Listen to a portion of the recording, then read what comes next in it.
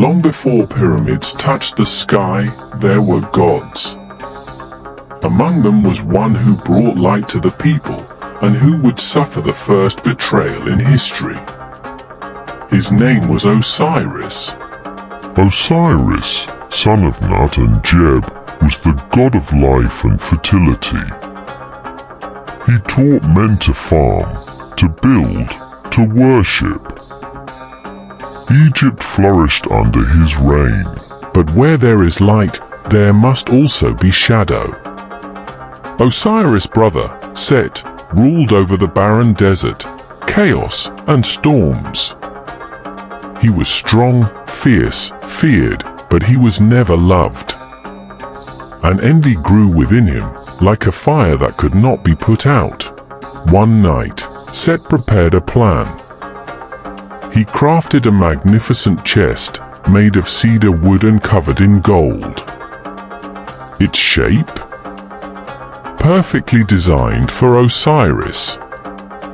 At a grand feast, Set brought forth this wonder, pretending it was a gift, and announced whoever fits this chest perfectly shall keep it as their prize. One by one, the guests tried, but none could fill it. Finally, Osiris, smiling at his brother's game, lay inside. The moment he did, the trap was sprung. Set and his followers slammed the lid shut, sealed it tight with molten lead, and dragged it away. In the dead of night, they cast it into the Nile. Egypt wept. Their beloved king was gone.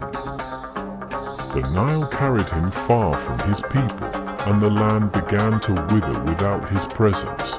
But Osiris's queen, Isis, goddess of magic, devotion, and motherhood, was not like any other. Her love for Osiris was unshakable. She wandered across deserts and foreign lands, searching for the chest that held her husband's body. Days turned to weeks, weeks into months, yet she did not rest. Guided by whispers, visions, and the power of her magic, she finally found him in a distant land, hidden within the trunk of a great tree. But when Set learned of this, his fury was unmatched. He would not allow Osiris to return. He tore open the chest, ripped his brother's body into 14 pieces, and scattered them across Egypt. Flesh and bone became lost to the deserts, the rivers, and the marshes. Most would have surrendered to despair.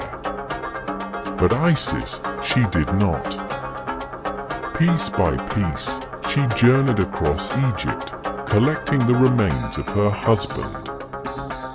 From the marshes of the delta to the sands of the south, she gathered him together with devotion stronger than any god or mortal had ever shown. With the help of her sister Nephthys and Anubius, the jackal-headed god of embalming, Isis performed the first mummification. She wrapped Osiris in linen, spoke the words of power, and through magic, through love, she breathed life back into him.